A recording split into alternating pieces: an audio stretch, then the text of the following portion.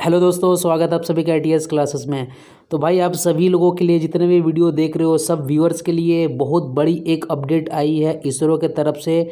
और ये नोटिफिकेशन जारी किया गया 20 दिसंबर 2022 का। मतलब ये मैं आज बना रहा हूँ इस वीडियो को।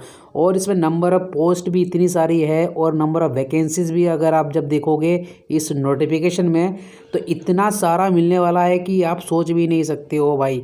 तो उसके लिए आपका काम ये रहेगा, वीडियो पूरे स्टार्टिंग से लेकर लास्ट तक देखना है, क्योंकि मैंने पूरी नोटिफिकेशन को अच्छे से पढ़ा है सिर्फ आपके लिए और सारे पॉइंट को मैंने यहाँ पे हाईलाइट किया हुआ है जो आपको जानना है।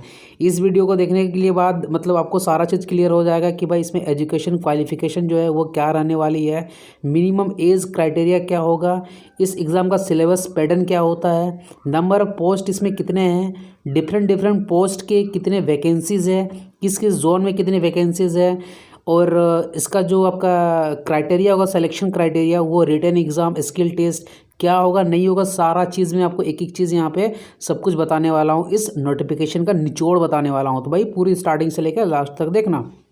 तो देखो ये जो नोटिफिकेशन निकला है ये कब का डेट का है, 20 दिसंबर 2022 का। ठीक है, ये इसरो के द्वारा जारी किया गया है। और आपको भी पता है जो इसरो है हमारे स्पेस फील्ड में काम करती है, अंतरिक्ष, ठीक है, आपकी जो लॉन्च होती है सैटेलाइट वगैरह उस पर ये काम करती है। और इसका जो एग्ज़ाम कंडक्ट करवाया जाता है उसको क्या बोलते हैं, उस ऑर्गेनाइजेशन को ICRB, मतलब इसरो सेंट्रलाइज रिक्रूटमेंट बोर्ड, जो इस एग्ज़ाम को कंडक्ट करवाएगी। और ये जो रिक्रूटमेंट है ये किन किन पोस्ट के लिए है, इसमें टोटल 1 से लेकर 6 पोस्ट है। जैसे असिस्टेंट हो गया, junior personal assistants, upper divisional clerk and stenographers. बाकी और कौन से 2 पोस्ट है जब हम डिटेल करेंगे, डिस्कशन करेंगे इसमें, तो आपको नीचे पता चलेगा। तो चलिए स्क्रॉल डाउन करते हैं और देखो ये जितने भी सारे पोस्ट है ना, साफ साफ इसमें स्टार्टिंग से ही बताया गया है कि जो वैकेंसीज है वो लेवल 4 पे मैट्रिक्स के तहत मतलब भरी जाएगी।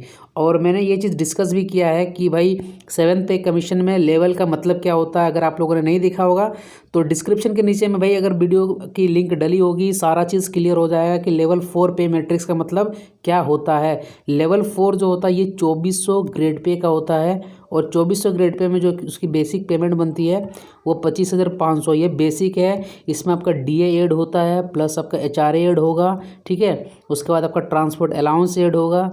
ये सारी चीज़ें मिला के फिर आपकी फाइनल एक सैलरी बनती है। इसका मतलब होता है लेवल 4 का मतलब। क्लियर है। तो देखो पोस्ट नंबर 1 की बात करेंगे तो ये नंबर ऑफ जो पोस्ट है ये क्या असिस्टेंट पोस्ट का है। उसका नाम क्या, पोस्ट का असिस्टेंट। तो ये अलग अलग इसरो का भी जोन होता है। जैसे कि देखो यहाँ पे कौन कौन से जोन है, अहमदाबाद हो गया, बेंगलुरु हो गया, हासन, हैदराबाद, श्रीहरिकोटा एंड तिरुवनंतपुरम। तो हर एक पोस्ट की जो होती है, जैसे असिस्टेंट जो पोस्ट है, तो अलग अलग जोन के लिए अलग कैटेगरी वाइज इसकी वैकेंसीज बटी हुई है।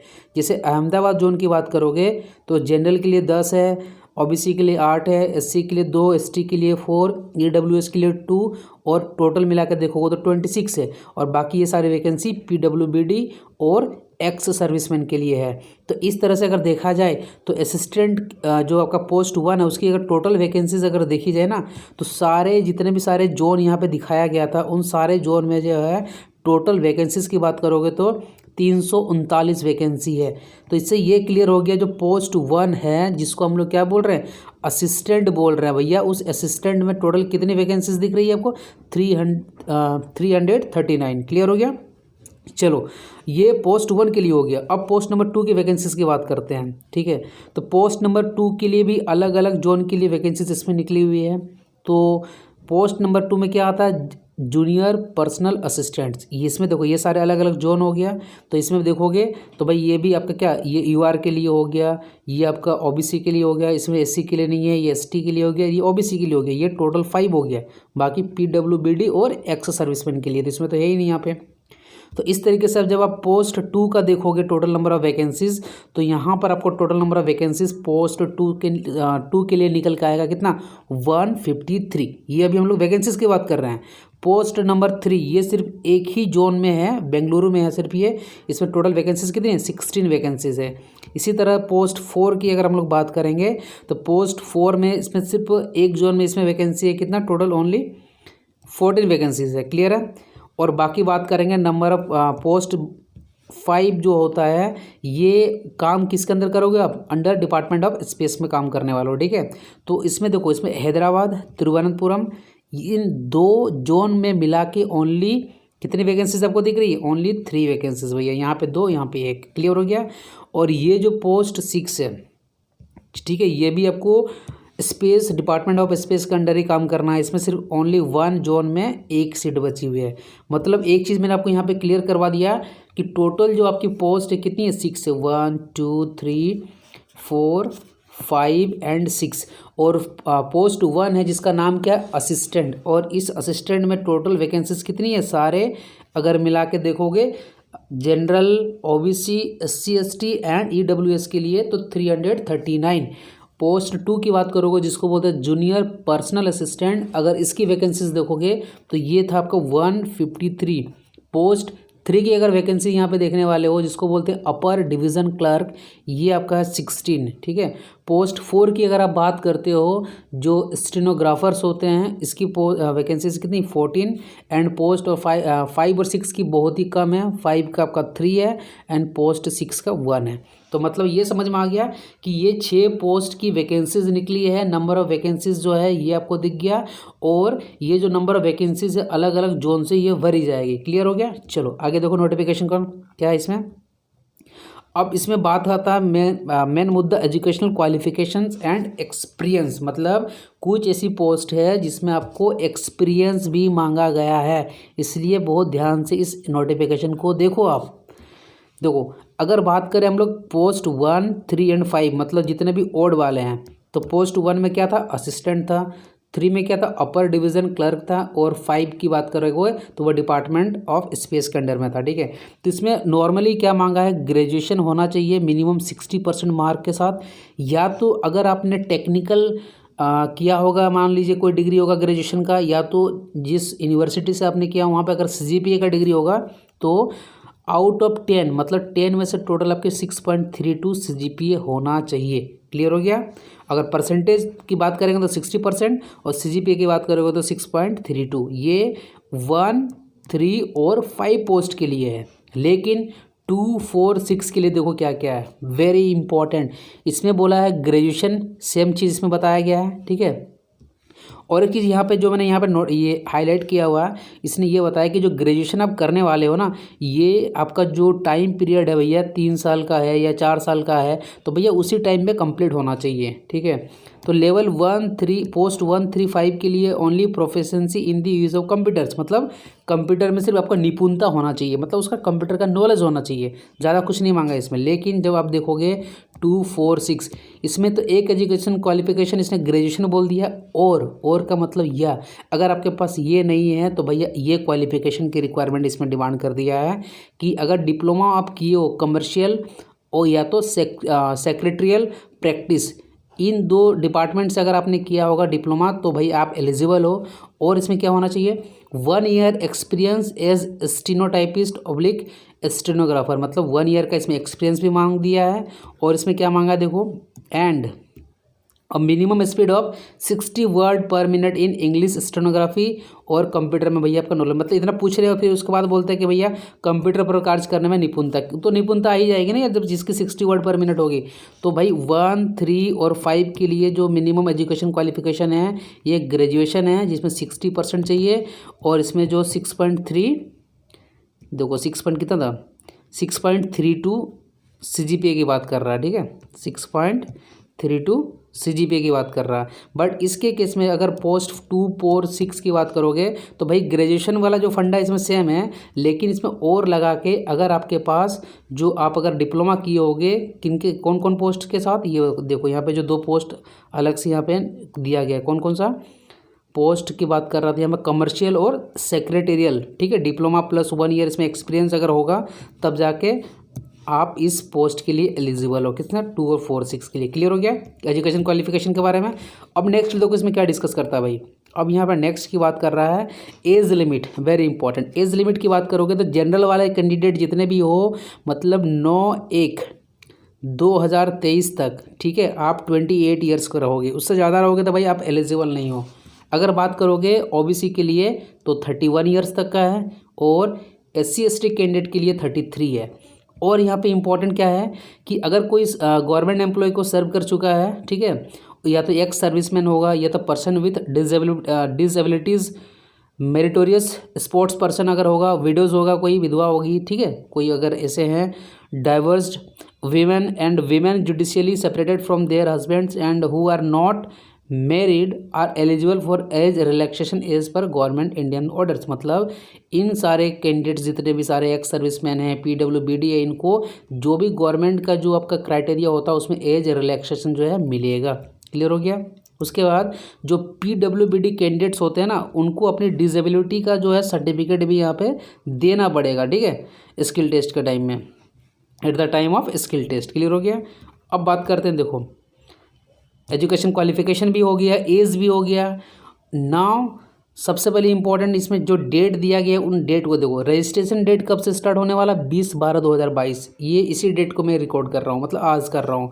और इसका जो लास्ट डेट है, ठीक है, उस रजिस्ट्रेशन का वो क्या है, 9/1/2023, ठीक है, 9 जनवरी 2023।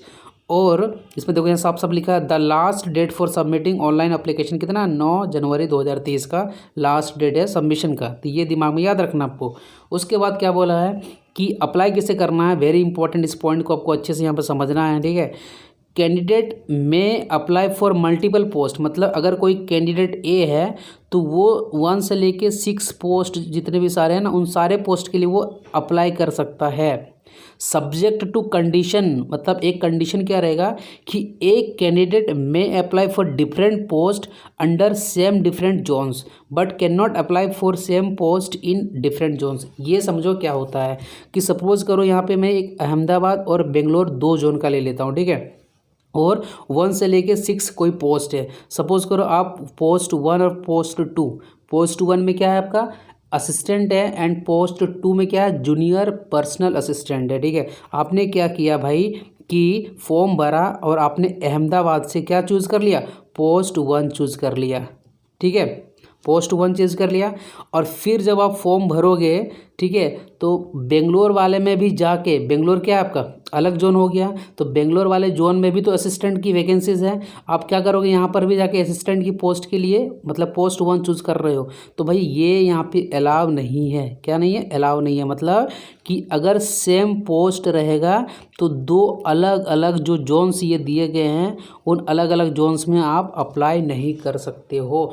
मतलब कोई अगर आदमी ए है, अगर कोई इंसान ए है, तो अगर उसको पोस्ट 1 के लिए अगर उसको फॉर्म भरना है तो या तो अहमदाबाद से भर ले या तो बेंगलोर से भर ले। ये क्लियर हुआ कि नहीं हुआ, क्लियर हो जाना चाहिए, ठीक है।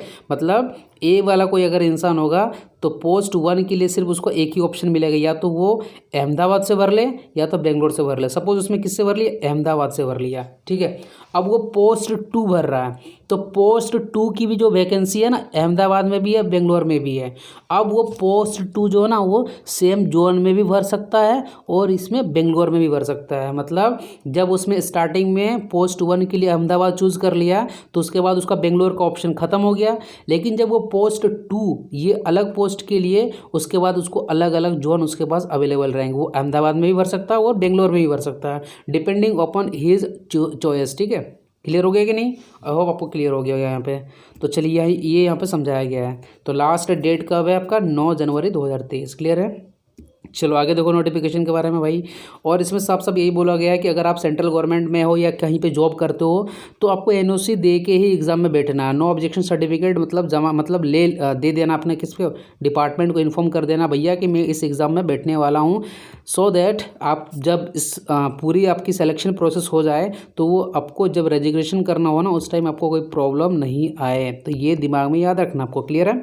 चलो अब देखो एप्लीकेशन फ़ी की बात करते हैं। तो हम लोगों ने एजुकेशन क्वालिफिकेशन की बात कर लिया, एज की बात कर लिया, ठीक है, पोस्ट वाइज कैसे अप्लाई करना है वो भी बात कर लिया। अब बात करने वाला है फ़ीस के बारे में।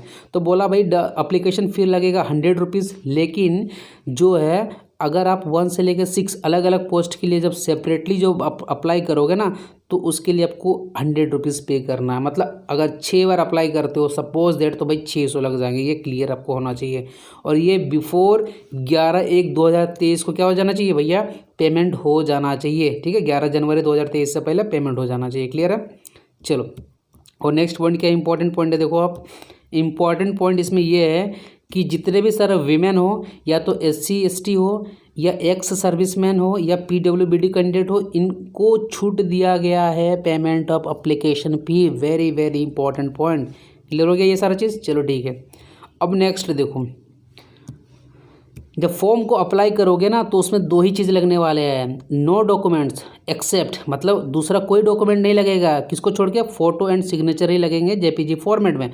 But the condition apply here कि जब भी वो बोलेंगे, ठीक है, candidate should be ready to submit original document in support of qualification, age, category, NOC from employer etcetera as and when called for. जब भी भाई बोला जाएगा तब आपको सारा ओरिजिनल सारे डॉक्यूमेंट्स आपको शो करने हैं। अब बात करेंगे सिलेक्शन प्रोसेस, वेरी इंपॉर्टेंट। अब सिलेक्शन प्रोसेस भी अलग अलग होने वाला है, मतलब 135 और 246 इन दोनों, इन 6 पोस्ट के लिए। यहाँ पे ये सारे ओड पोस्ट दिख रहे हैं, 135 है और यहाँ पे आपके 246 है। दोनों में ही रिटन टेस्ट का एग्ज़ाम होने वाला है और ये दोनों में ही रिटन टेस्ट का जो एग्ज़ाम होगा क्या होगा, 120 मिनट्स का होगा।